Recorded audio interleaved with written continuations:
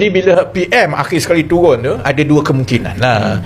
Sama ada mereka mengatakan kepada PM, oh kita nak menang dah ni 7-8 sikit ni, you pergi sikit-sikit ni kita akan menang semua.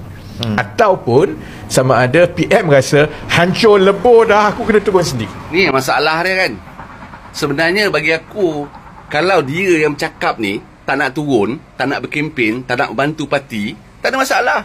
Walhal dia tu masih ahli. Tak ada masalah. Kita pun tak paksa dia, kan?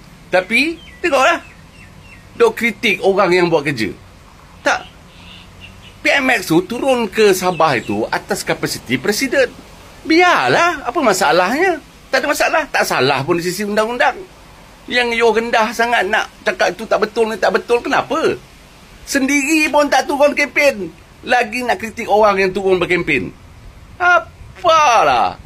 Aduh, kempen untuk diri sendirilah dulu. Alah, kita ni sebagai ahli masih ada tanggungjawab. Yang boleh turun. Alhamdulillah, pergilah berkempen untuk parti. Yang tak boleh pun kita tak paksa. Tak ada masalah. Tapi kita tak kritik apa yang presiden kita buat.